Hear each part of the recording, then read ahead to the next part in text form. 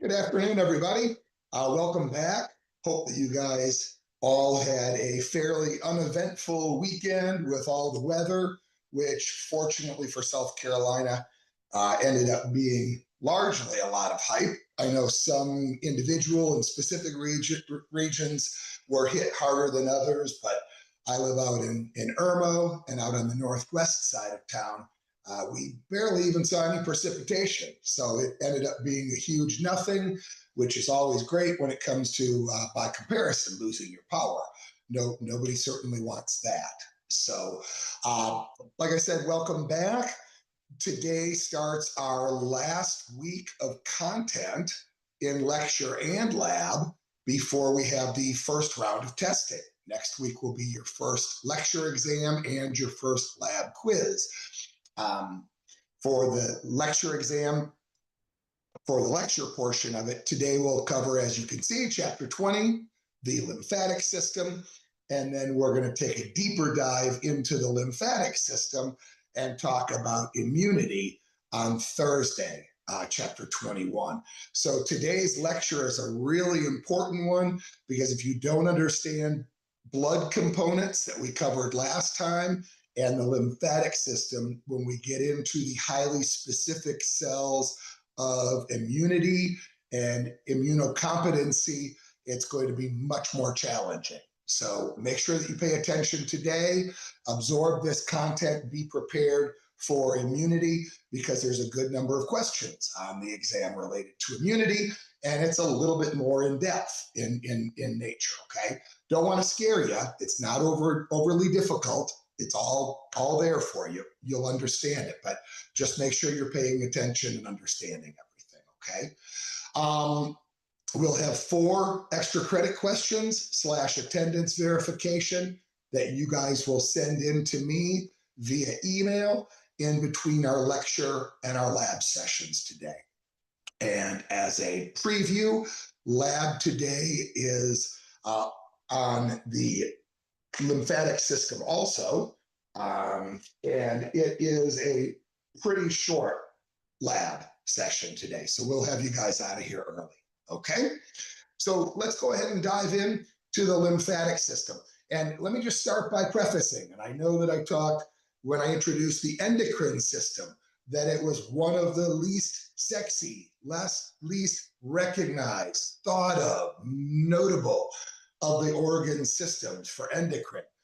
By far, lymphatic system is probably the most underrepresented of the 11 organ systems of the human body. In fact, many colleges don't even include the lymphatic system in their anatomy and physiology teaching, which I think is a huge disservice because, as you're about to see, the lymphatic system is a major player that has huge significance for overall health.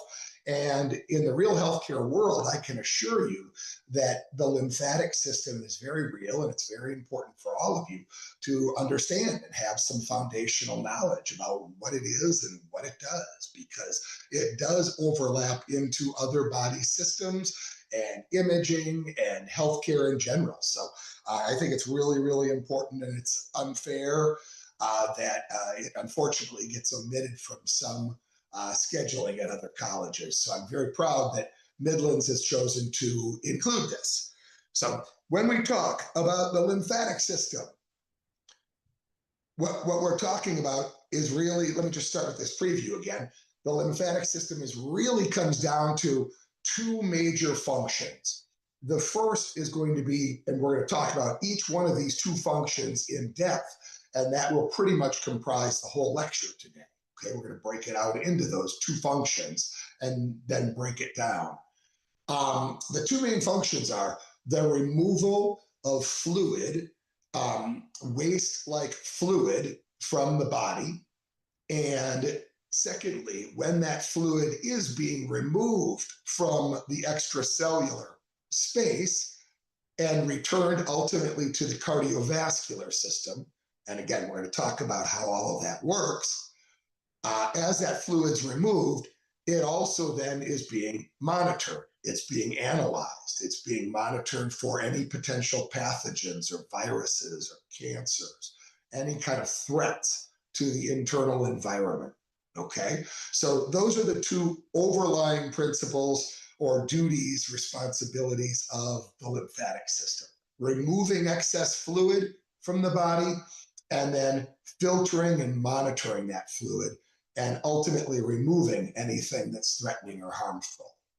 Okay, so here are the lymphoid, the primary lymphoid lymphatic system organs and players. We'll talk about all of these today, of course, as we elaborate on each of those two functions, as I just shared with you. The primary lymphatic organs are only two of them. It's that red bone marrow that we talked about when we talked about blood on Thursday, where hematopoiesis occurs. And then the thymus gland that we've talked about in depth when we talked about the endocrine system. And if you remember, I said that's where T cells go, our lymphocytes go to mature. Okay, so those are considered the primary lymphatic organs. The secondary lymphatic organs that contribute to the two functions that I previously shared are first and foremost, and by far, lymph nodes. Okay, and we're going to see illustrations of lymph nodes coming up when we talk about them and what they do. But lymph nodes are by far the biggest of the secondary, or the most important of the secondary lymphatic system organs. And then we have things like our tonsils, our spleen, our small intestine, and our appendix that all contribute. And we'll talk about each one of those individually as we roll through the functions. Incidentally, remember I said that I'm going to share with you guys for the exam when there's a matching type question. You're going to see this same illustration multiple times in the presentation today as we roll through different topics, okay? But know that this illustration is one of your matching questions for exam number 1 in lecture, okay? What you're going to be asked is you're going to see literally this same illustration, and there's going to be arrows, and it's going to talk about not for you to name that it's the tonsils or that to name that it's the spleen, but instead to name what's going on in those organs from a lymphatic system standpoint. Okay? And again, we're going to talk about all that. The content's going to be underlined for you to focus your studies, but just know that knowing the function of these highlighted lymphatic system organs is going to be a matching question. Okay? All right. So, as I said, two primary lymphatic system functions. All right? Returning fluid and fighting infection, monitoring that fluid, filtering out, eradicating anything that's dangerous or threatening within that fluid. Okay, so what do we mean by fluid? Where does that fluid come from, and why do we have it, and why isn't it returning itself? So the first thing is, when we talk about point number 1, we're talking about extracellular fluid. Interstitial fluid is what it's most commonly called in healthcare. Okay, it's in what's called the interstitial space, outside of the cells, out among the tissues. Okay, and where this fluid originates is when our blood vessels, our capillaries, and we'll talk a lot more about blood vessels and capillaries and what they do in the next unit when we get to the cardiology component, okay? But capillaries carry, of course, all the red blood cells. So they carry the gases like oxygen, and they carry the enzymes and ions like calcium and nitrogen and all those different things, okay? They carry nutrients like carbohydrates and lipids and proteins, okay? All of those capillaries, when they get out to the cellular level, all of those valuable materials that they're carrying are pushed through the capillary wall. They're made up of that paper-thin, simple squamous epithelial tissue that we talked about in Bio 210 when we detailed tissues, right? And because it's paper-thin, it allows, due to hydrostatic pressure and osmosis, an easy ability of the bloodstream to push those valuable components through the capillary wall and into neighboring cells, because ultimately that's where oxygen and potassium and sodium and nutrients need to be delivered, right? So the capillaries, where they meet with the cells and tissues throughout the entire body, aren't 100% effective at pushing the valuable contents from the capillary into the cell. Okay, there's some spillage. Okay, there's waste.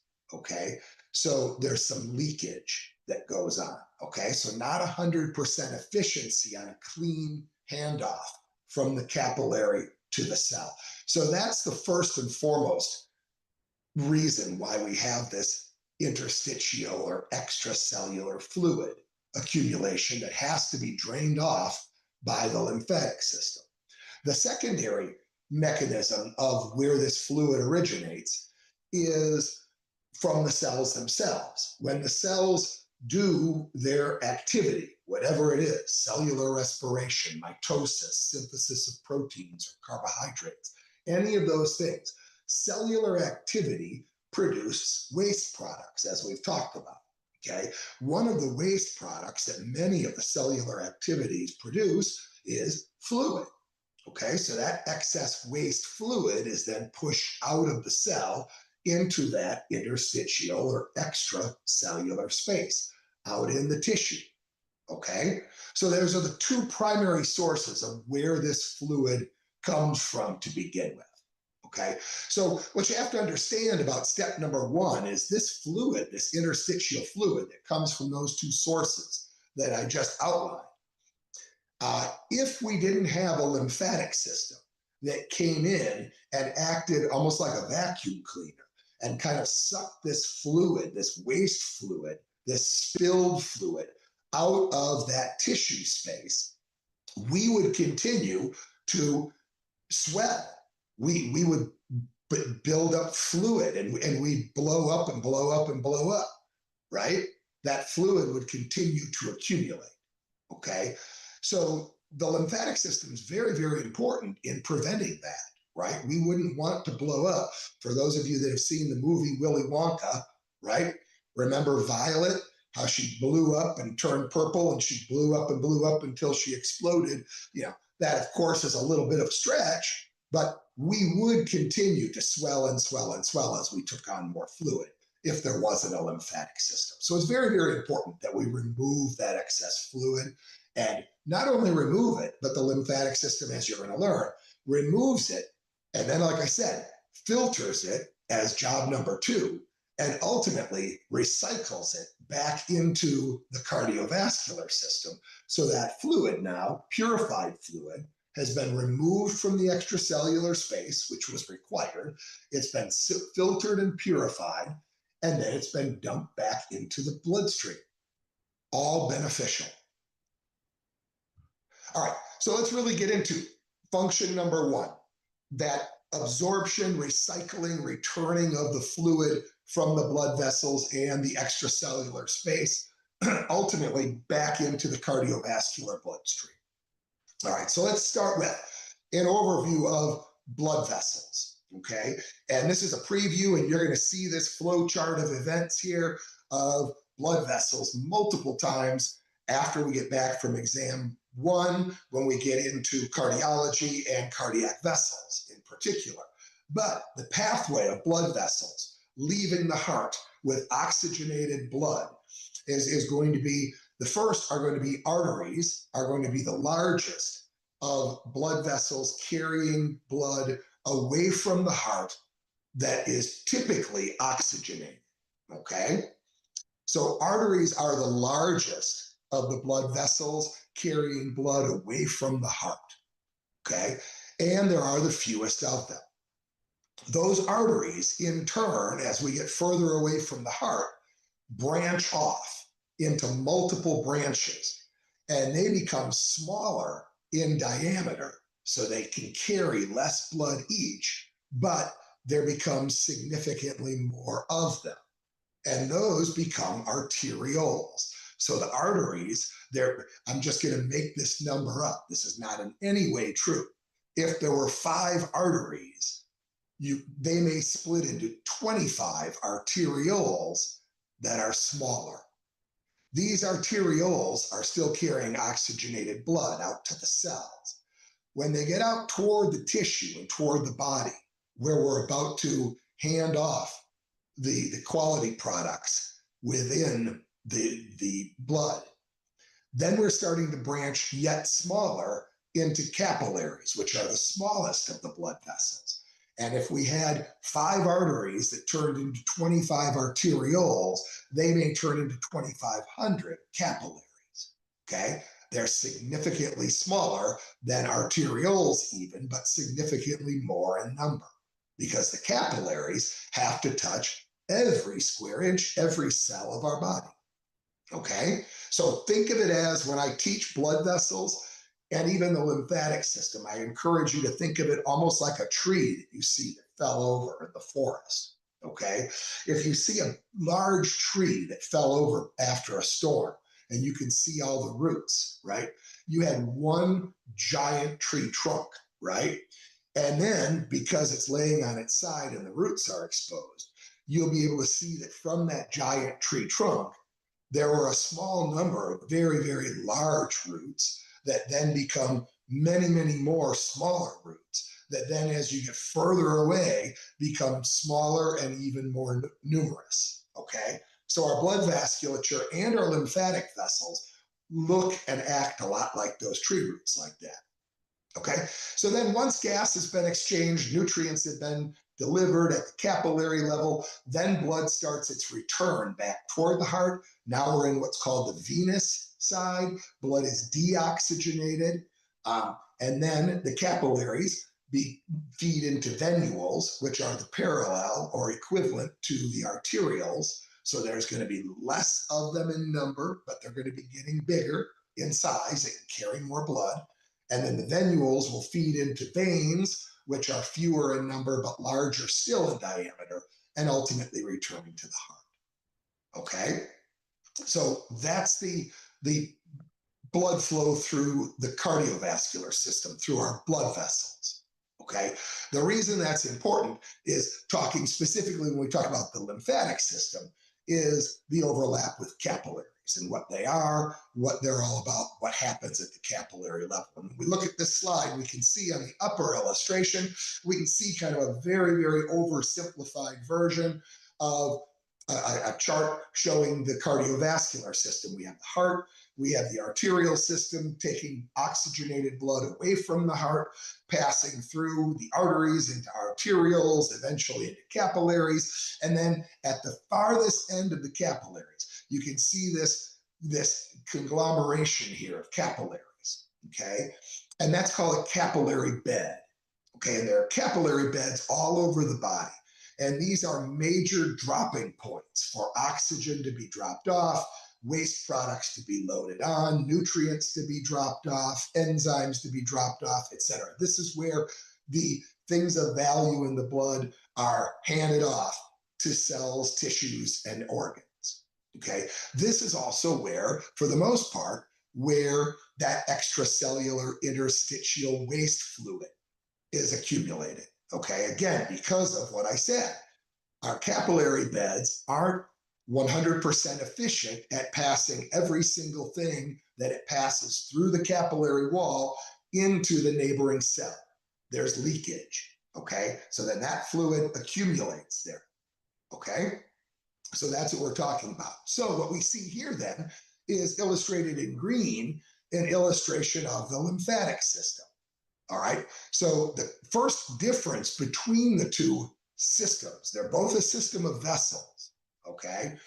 The cardiovascular system is a closed loop system. The heart pumps the blood out through the arteries. It goes out ultimately to the capillaries and then starts the venous return back to a closed loop back to the heart. Okay? So it's a closed loop system, much like you can think of the plumbing in your house, right? When water comes in from the sewage system or from the plumbing outside on the street, from the city, or from your well, it's in pipes that are a closed loop, right? They don't stop and end and just spray water everywhere, okay? The lymphatic system is very, very different. It's a single-ended, a blind-ended system that you can kind of see here. it's going to ultimately go up toward the heart to dump that liquid that's reabsorbed back into the vascular system. But out in the tissue, it's single-ended. And we can see it more in this blown up illustration underneath.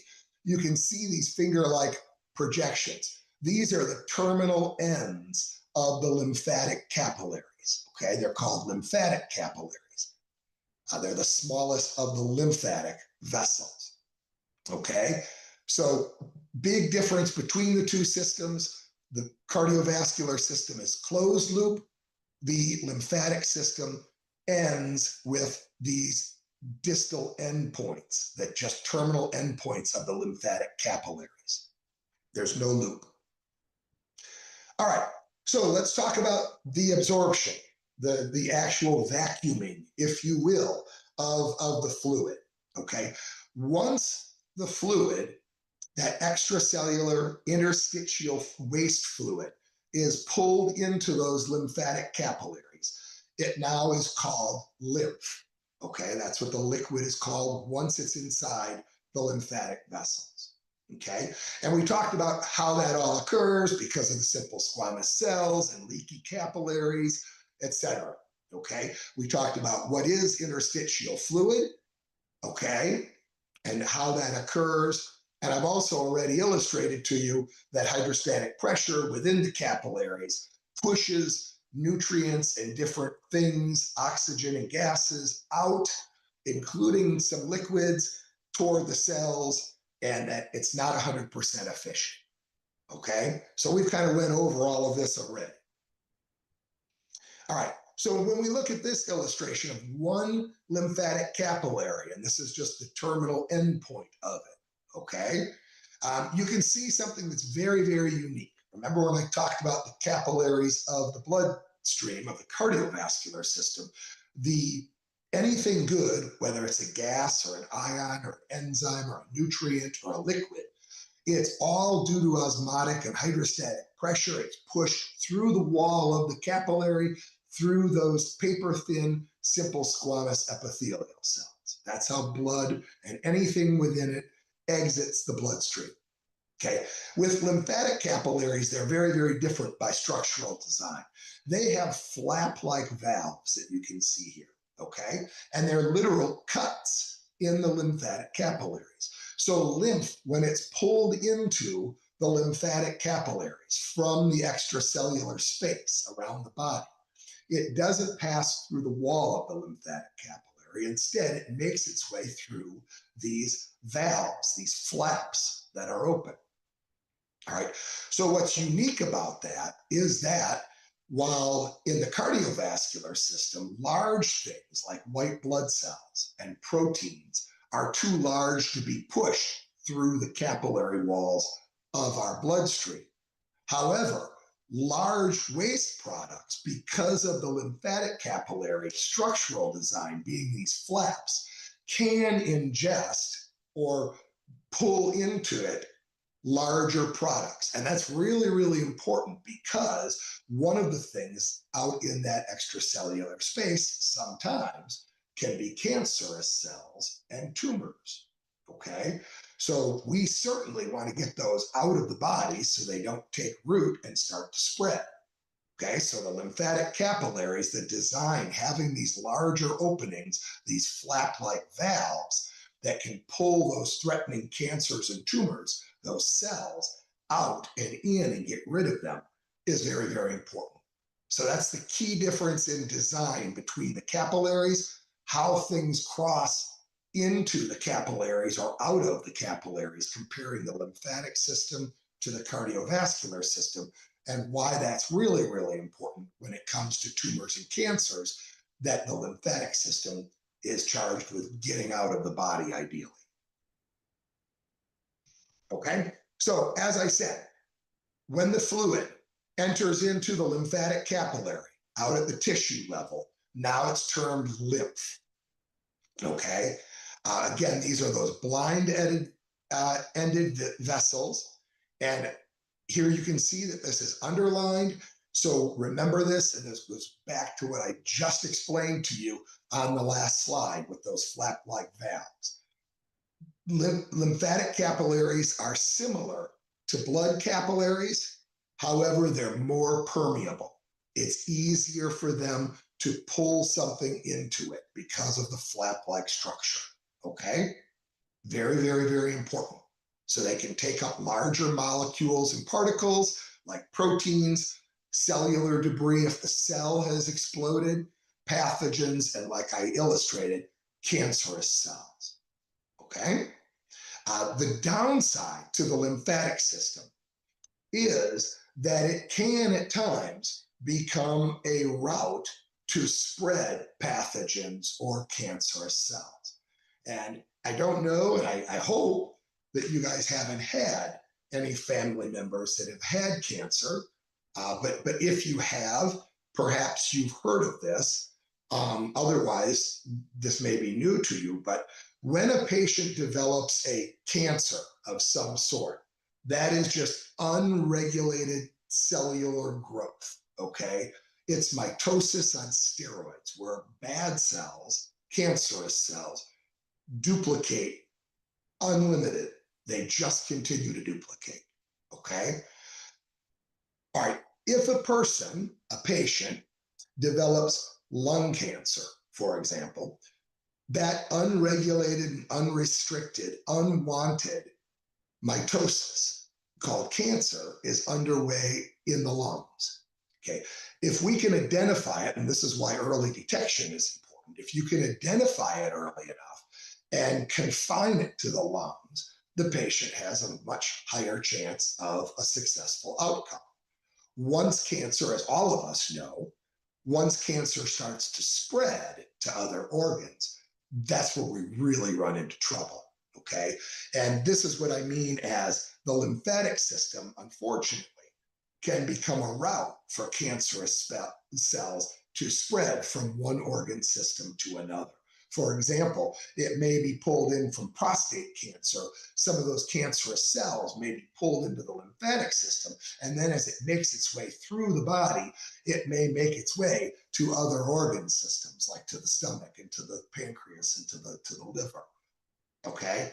So that's the negative aspect of the lymphatic system. And just from a medical perspective, from a healthcare perspective, it's something to always watch out with patients that have cancer.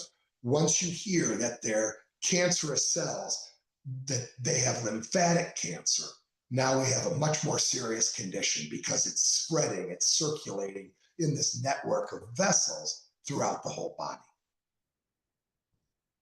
All right, so we looked at the cardiovascular blood vessels and their structures, and part of the reason is to kind of preview what we're going to look at when we talk about the lymphatic vessels and their structures and how the layout is for these vessels. All right. So we have already talked about the lymphatic capillaries, those distal finger-like ends. Okay. Those projections with the flap-like valves that pull the lymph in. All right. There's many, many of them, and they're very, very small in diameter. Okay. Then they, like the cardiovascular system, get less in number, but wider in diameter. Okay. They become lymphatic vessels, specifically afferent lymphatic vessels. And then once they get to the lymph node, when they exit out of a lymph node, then they're considered efferent lymphatic vessels. And the efferent lymphatic vessels eventually feed into larger, but even fewer of them, lymphatic trunks. And then ultimately, the lymphatic trunks are the largest of the vessels, and they're going to dump into two ports, if you will, two connection points between the lymphatic system and the cardiovascular veins that are called the right lymphatic duct. And on the left side, it's called the thoracic duct. Okay, these ducts are the connection points, the literal connection vessels between the lymphatic system and the cardiovascular system where the recycling occurs. Okay? All right. So the right lymphatic duct, and we're going to see this illustrated, it'll be more clear then, that lymph that's coming from the right lymphatic duct is going to get dumped into the right subclavian vein, and the lymph coming from the thoracic duct on the left side of the body enters into the left subclavian vein. Okay, the subclavian veins run right under the clavicles, okay, on the right and left side. All right, and we'll see those. All right, they're right around the shoulder level, as it says. All right, so here we get our first look at how the lymphatic system is broken down. And what I really want to illustrate, and also for the first time, I'll look at the lymph nodes. Okay, all these green lines are lymphatic capillaries and vessels. Okay, incidentally, let's start by talking about the ducts that dump into the subclavian veins. Up here, you can see, and here it's illustrated, this is the right subclavian vein. Remember, it's always the patient's right, not what you're seeing. So this is the right subclavian vein, and right where this arrow points here is where the right lymphatic duct dumps into the right subclavian vein. All that lymph was going to get dumped back in there from the right-hand side of the body. Now, on the left-hand side of the body, this illustration is absolutely wrong. The thoracic duct is shown to be way down here. This is a lymphatic trunk coming up. And in fact, here's the left subclavian vein. And right about here is where, well, here you can see the entrance of the thoracic duct into the vein is articulated. Why they call this the thoracic duct, I have no idea, but it is right here, okay, for the left-hand side. All right, so those are the two connection points between the lymphatic system and the cardiovascular system, specifically the right and left subclavian vein. All right, now, the next thing I want to point out is the disproportional area of drainage that each side accomplishes or is responsible for, okay? Everything shaded in green is drained ultimately by the right lymphatic duct into the right subclavian vein. And you'll see that that is the patient's, the right arm, the right thoracic cavity, maybe a little bit of the right abdominal cavity, the right neck, and the right side of the head. These are all the lymph is going to get pulled from these regions through the lymphatic vasculature, making its way through. You'll see lymph nodes are these little dots and circles all along the lymphatic vessels. We'll be talking about them in a minute. And ultimately back to the right thoracic duct and recycled into the right subclavian vein. All right, but you can see that by comparison, that's a very, very small percentage of the body when you consider what the left side is doing, okay? The thoracic duct and the left subclavian vein, in turn, have also the left head and neck area, the left arm, the left thoracic cavity, but also the entire abdominal pelvic region and both legs. So a significantly larger percentage of the body is drained by the left side of the lymphatic system, shaded here in pink, versus the right side of the lymphatic system, shaded here in green. Okay, so remember that. All right, first of your quiz questions. And again, you guys are just going to write these down to yourselves and then send them in between during our break. Lymphatic capillaries are they more permeable than blood capillaries? Are they impermeable, meaning they let nothing in? Or are they less permeable than blood capillaries?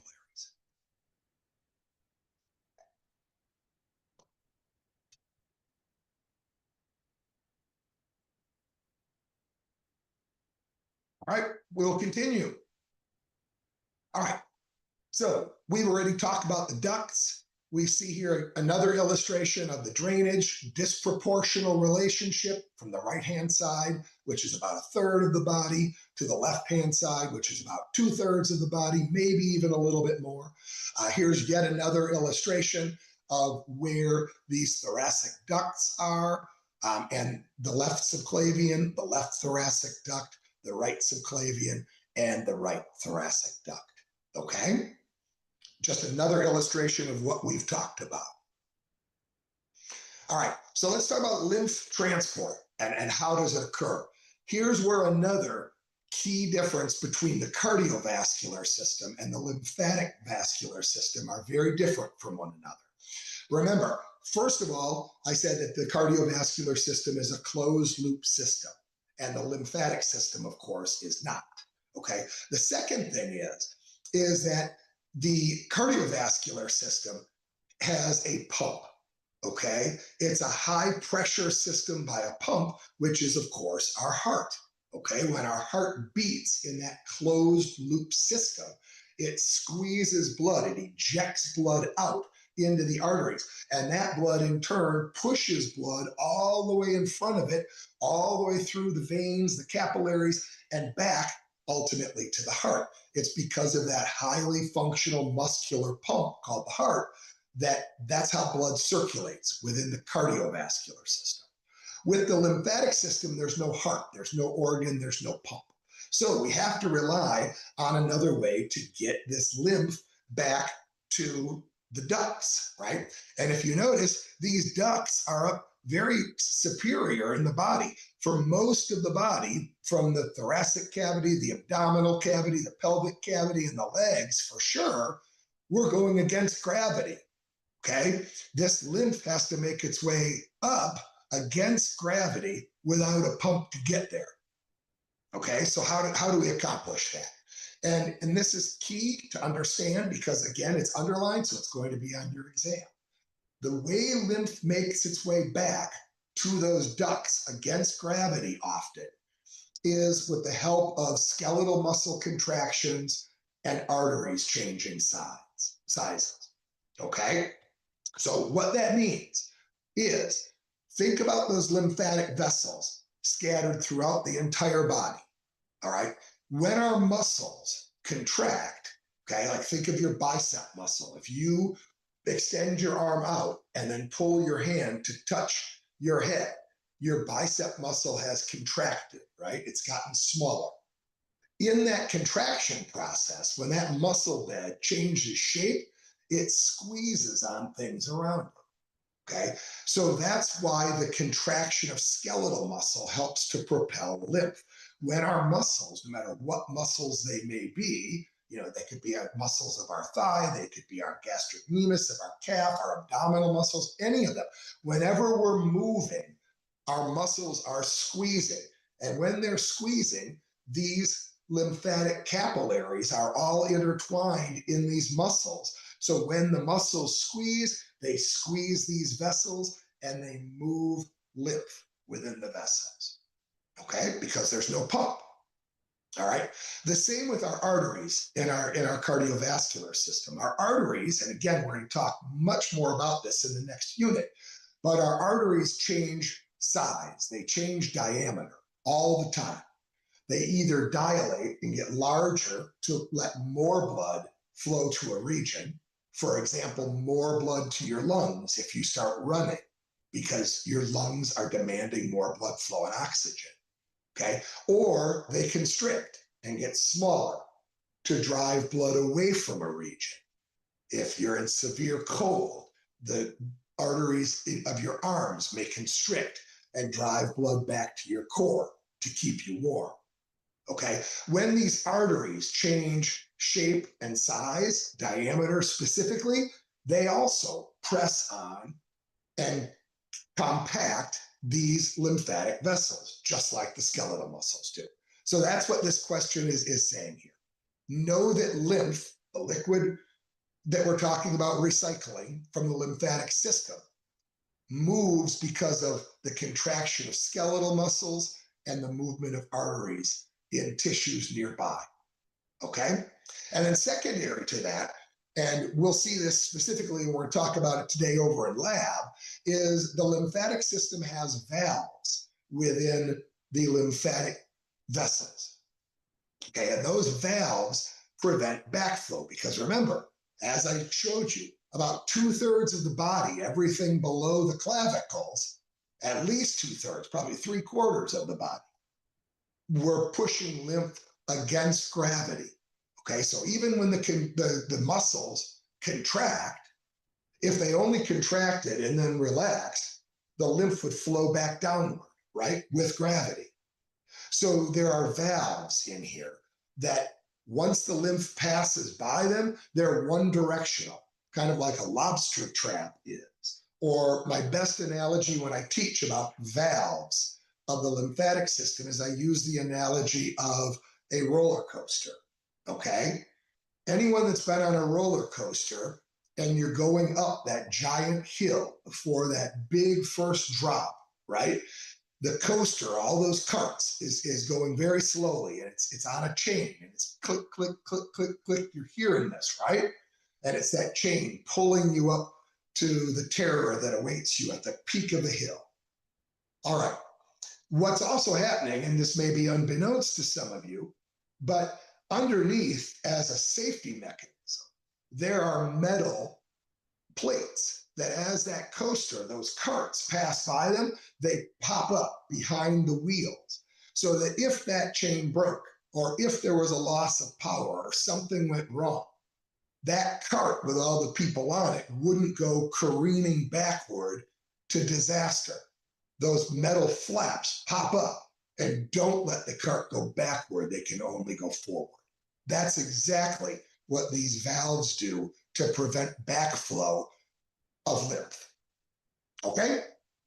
All right. The other thing I want you to remember for the exam, and this is kind of common sense-ish, that if along any point of the lymphatic vessels or a lymph node, if they got blocked, okay, if there was some type of blockage within these vessels, and that certainly does happen, okay, you could have a tumor that's pulled in and it's large and it blocks off a lymphatic vessel or a lymph node. Remember that when that happens, edema means swelling, will occur distal to the blockage location, okay? So if the tumor is passing through the pelvic bones, and that's where the blockage occurs, down in your thigh, you're going to have edema or swelling, because those lymphatic vessels beneath the pelvis are still going to be pulling lymph in, so that fluid can only go so far, and then it's going to hit the blockage, and swelling, it's ballooning is going to occur, edema, right? So that's why I say it's kind of common sense if you think about it, right? It's the same thing as if you had a garden hose, you turn on the water and you kink the hose. The water can only go so far, and then there's more pressure at the distal part of the hose before the blockage. That's all that's saying there. So pretty easy to understand for your test. Second in your quiz questions. So exactly what we just talked about. If a lymphatic vessel or lymph node is blocked by a tumor, for example, what is the result?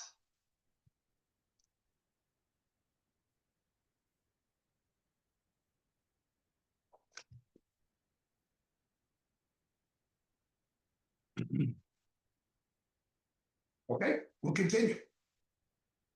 All right, so that's function number one, the reabsorption of extracellular waste fluid to remove it from the body and ultimately recycle it into the cardiovascular system where it can be used. And then along the way is lymphatic system 2 that I mentioned previously. This says fight infection. That certainly is accurate. However, it's really much more than that. It's filtering, it's monitoring, and then if there's a problem, fighting. All right, so our immune system, and we're going to talk a lot more about this on Thursday. We're going to really get into depth and break down the immune system and the various cells and specifically what they do. So don't miss Thursday. All right, our lymphocytes. Remember when we talked about white blood cells, our leukocytes? Lymphocytes was one variety, and we talked about T cells as being a type of lymphocyte. So a lymphocyte is a type of leukocyte, and a T lymphocyte, a T cell, is a type of lymphocyte.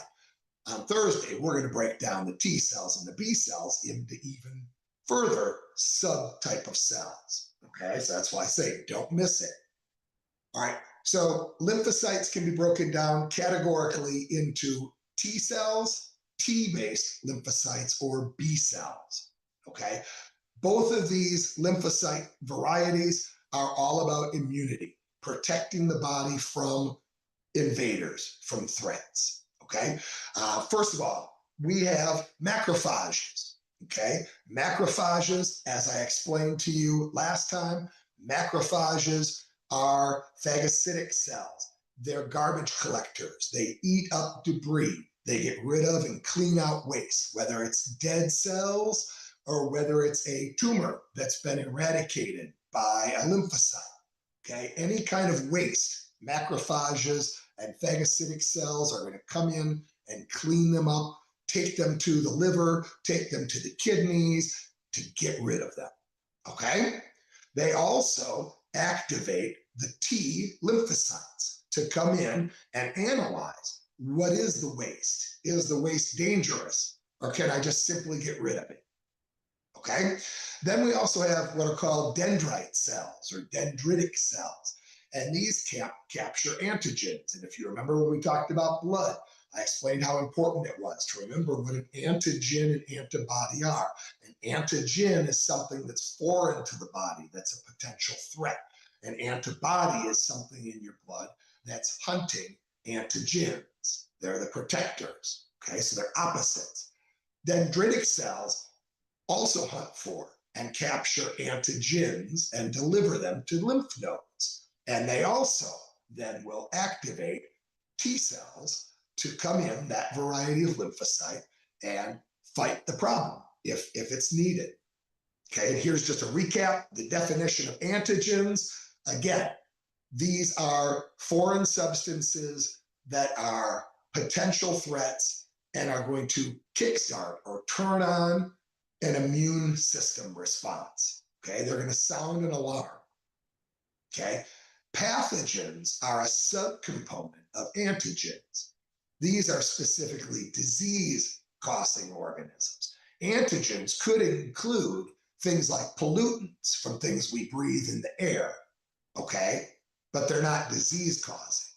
Okay, that's where pathogens is just a subcategory of antigens, okay? Pathogens are disease-causing organisms like viruses and bacteria.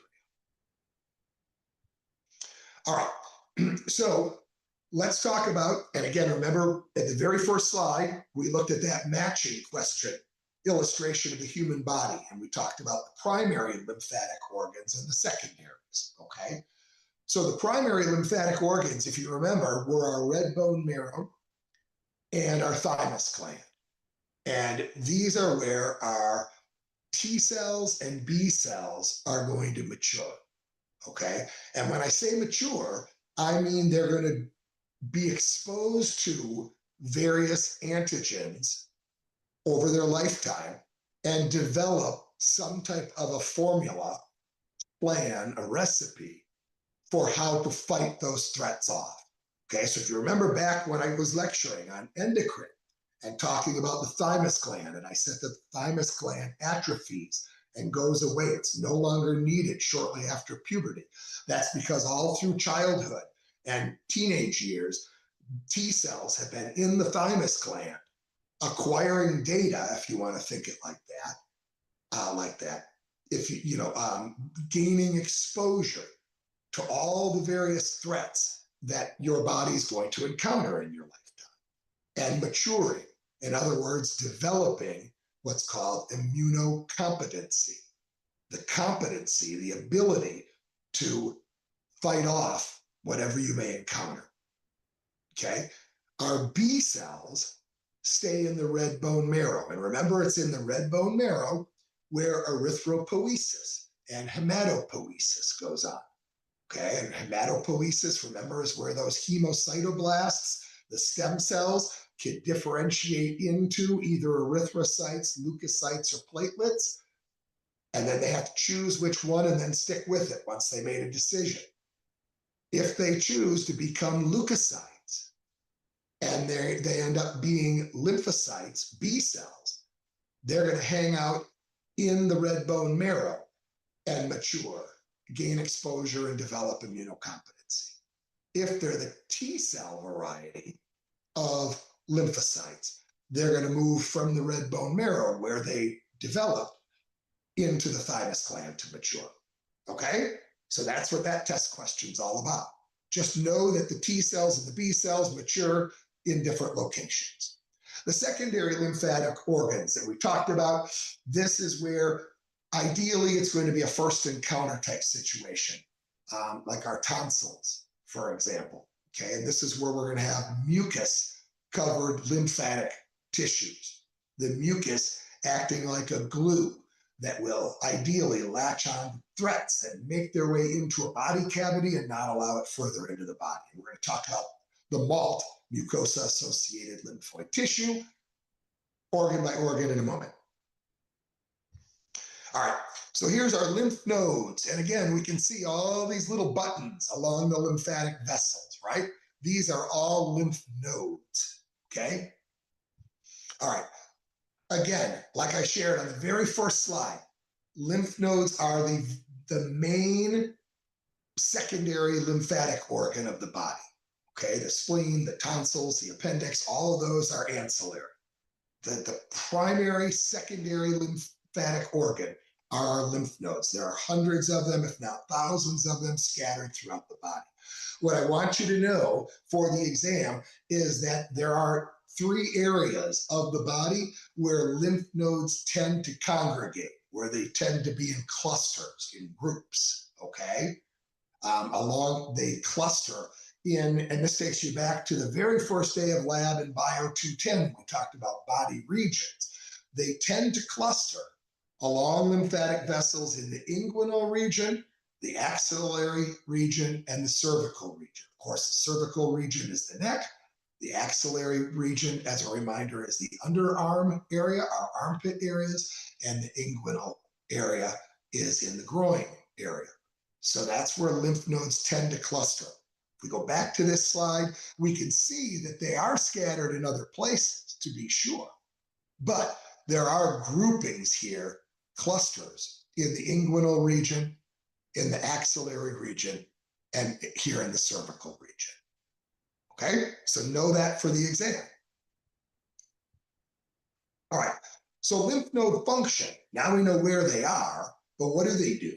All right, so the best analogy for lymph nodes is to think of lymph nodes as TSA guard shack checkpoints, okay?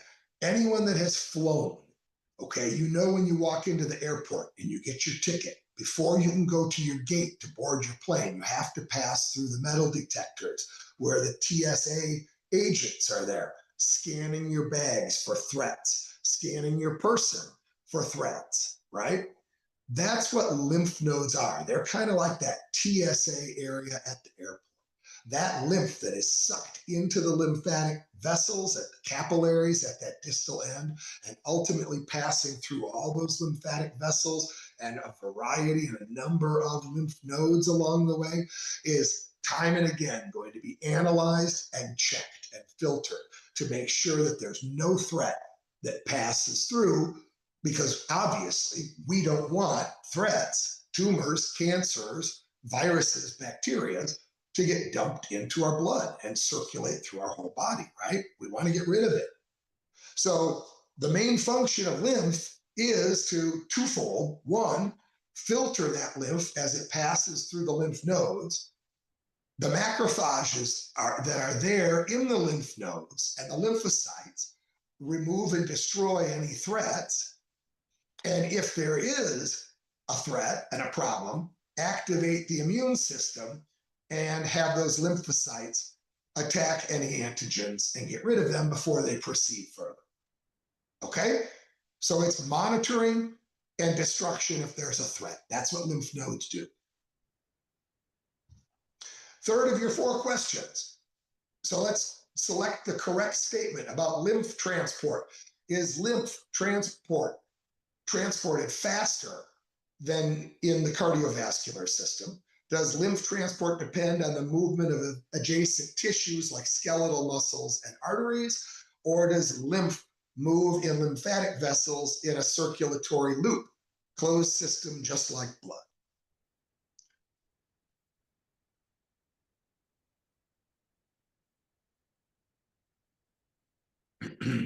Should be an easy one. All right, let's continue and get to the last segment. All right, so now let's talk about some of these secondary lymphatic system organs beyond lymph nodes, which of course is the main of the secondaries. So the spleen, the spleen is on the left-hand side of the body, right parallel to the stomach. In fact, I'm going to forward here. Here you can see in yellow, my cursor is showing you where the spleen is located. Okay? Again, patient's left. Okay?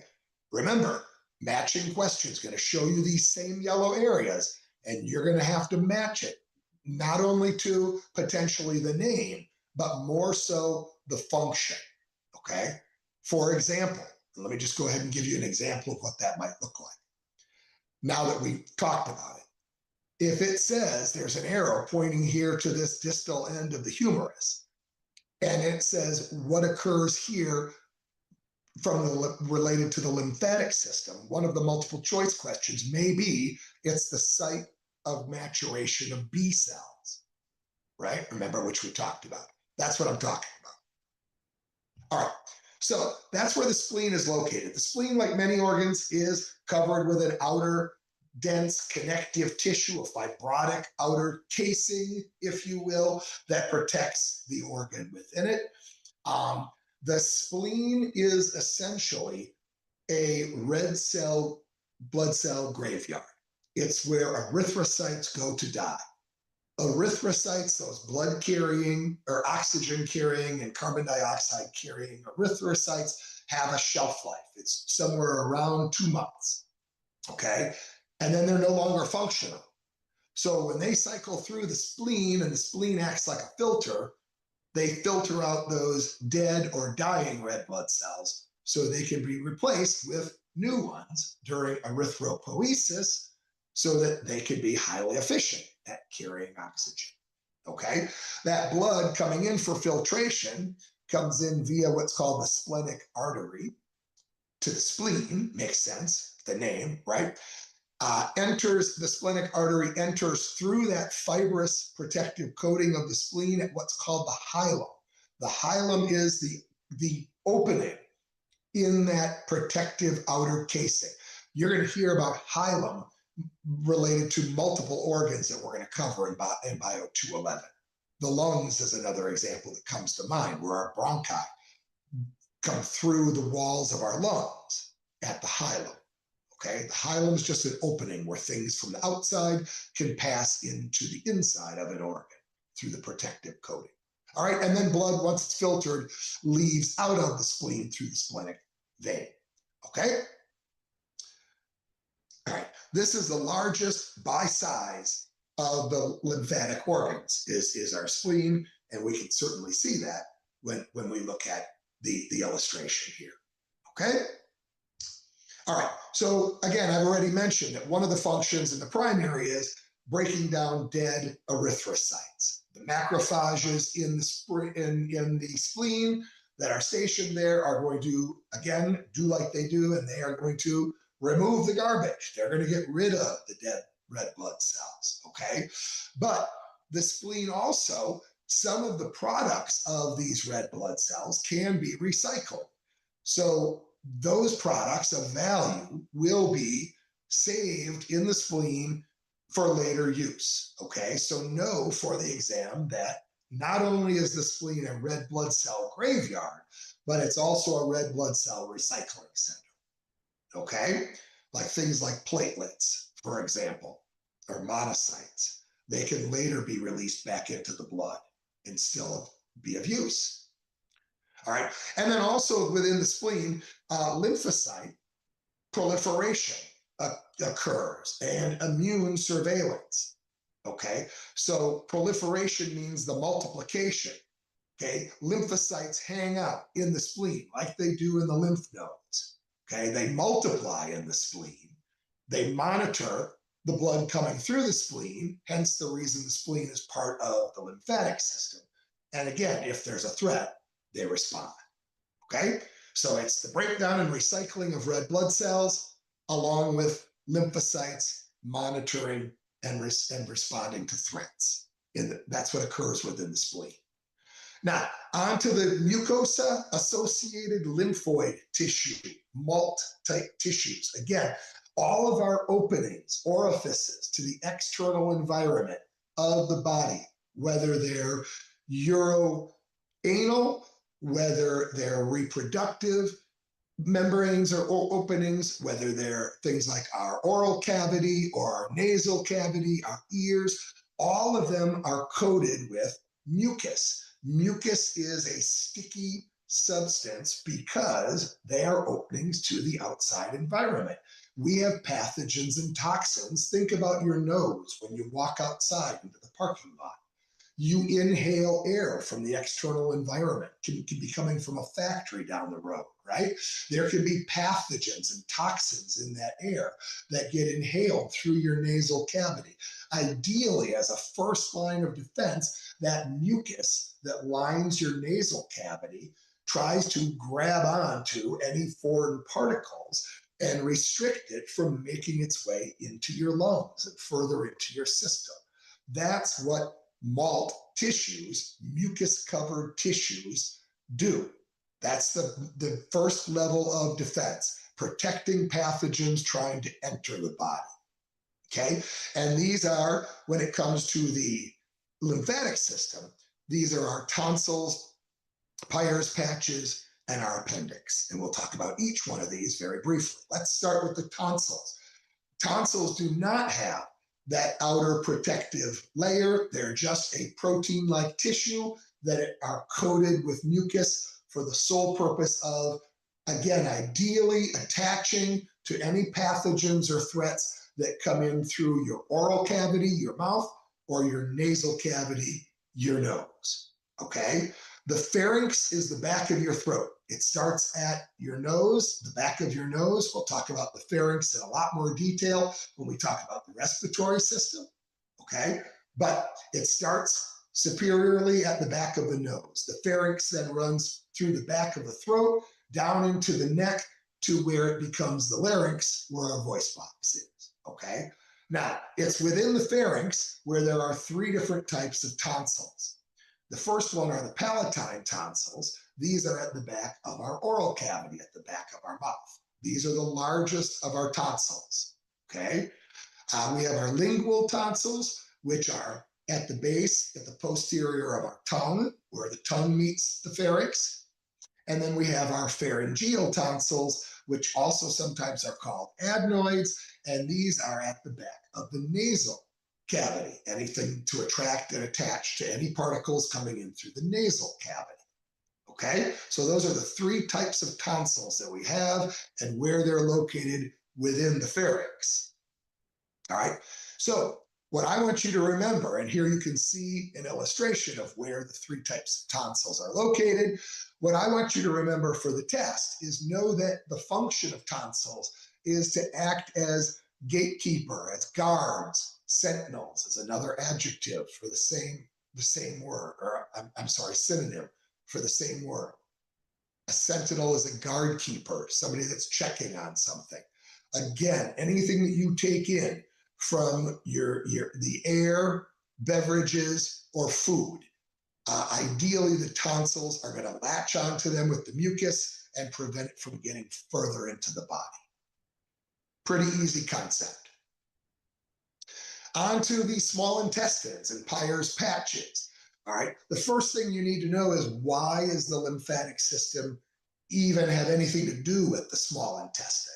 And we're going to talk about the small intestine and its functions in significant depth when we get to the digestive system, obviously. But when we chew our food and we break it down and our stomach churns it up into smaller usable particles, eventually it passes out of the stomach into the small intestine, and then at the small intestine is where those nutrients are now small enough that they can be passed through the wall of the small intestine and then through a wall of an adjacent capillary from our bloodstream, and then those valuable nutrients like carbohydrates, proteins, and fats from the food we eat make their way through the cardiovascular system and are circulated to the whole body, right? So that all of our cells and muscles can have energy and use the nutrients from what we eat.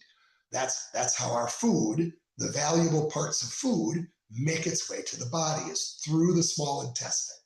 So the reason the lymphatic system involves and includes the small intestine is because that food sometimes has harmful substances in it that don't get weeded out by the tonsils, for example. Okay, and so Peyer's patches, and you can see them here, we're going to talk about them more in lab as well. You can see these white nodules. They're kind of like lymph nodes on steroids. They're giant lymph nodes, if you will. They're just a conglomeration, a cluster of lymph nodes in the walls of the small intestine, and they're there to monitor our food for any type of threat. They destroy any bacteria and any threat that would potentially pass from the small intestine on those food particles into our cardiovascular system, okay? So know what they are. All right, and then on to the appendix. And the appendix, for decades, scientists thought was obsolete, that we had evolved to where it was called vestigial, no longer had a function in humans in our current evolution, that one day maybe it did something, but no longer, it doesn't do anything anymore. But we know now that those scientists were very wrong. Our appendix produces microbes, millions of microbes, along with our large intestine, our colon, that we'll be talking about with the digestive system. And those microbes ingest bacteria. They clean up our waste that comes from the small intestine before it is evacuated from our body or excreted. Okay, so our lymphocytes hang out in the small intestine, and here around this area, the onset of the large intestine / colon, to again have one last shot at eradicating threats. Okay, so know that the appendix creates microbes that, and it once was thought to be vestigial, meaning obsolete, no longer needed. All right, and then onto the thymus gland to wrap up. And remember, we talked about the thymus gland exclusively over in the endocrine system, so I'm not going to belabor it here.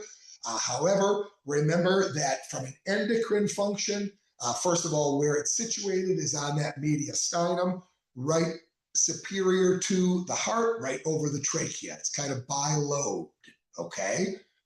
Much like the thyroid gland above it, okay? What it does from an endocrine function, remember, is it secretes the hormone thymosin. We've already talked about that. That's just a recap. But from a lymphatic system standpoint, as we saw earlier in the presentation, this is where the T cells, the T cell variety of lymphocytes, goes to the thymus gland to mature.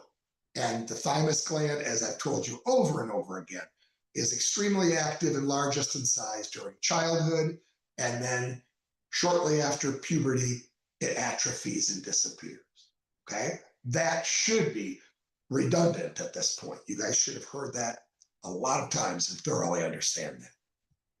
All right, here's a summary table comparing as you study for the different lymphoid organs and tissues. And then your last quiz question is, that thymus gland, when is it most active?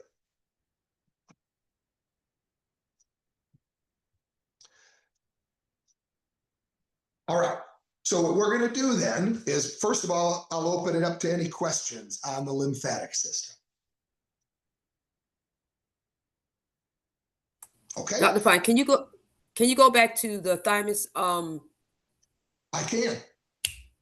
To hear the thymus meeting, like the function of the thymus and everything. Right here. Here we are. Right there. So when we have, yes, sir, right there.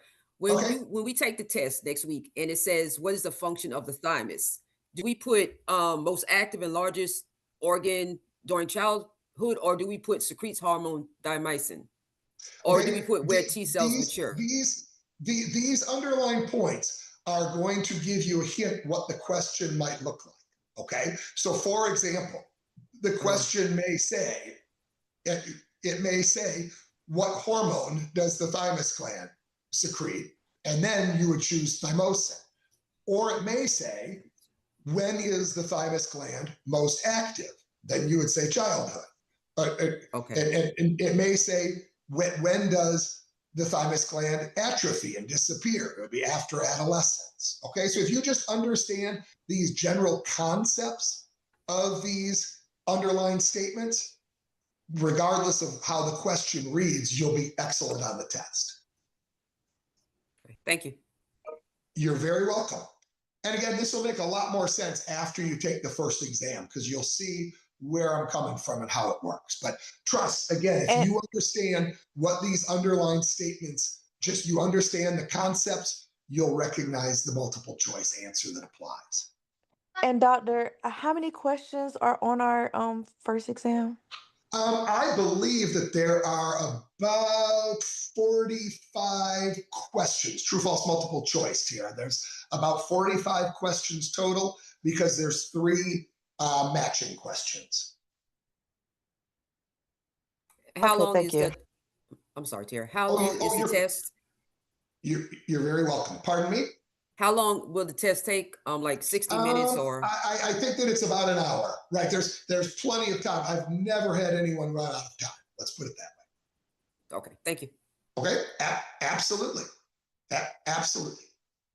All right, guys. So we are at 3:30. Let's break until 3:45. It's 3:41 now. We'll break until 3:45. Don't forget, send me your extra credit attendance email in that break. Get up, stretch, use the bathroom, get a drink of water, and I'll see you back at 3:45. It's going to be a very short lab today. It's going to be a recap of the anatomical parts of the lymphatic system that we've already just talked about. That's why it's going to be short and brief. See you at 3:45.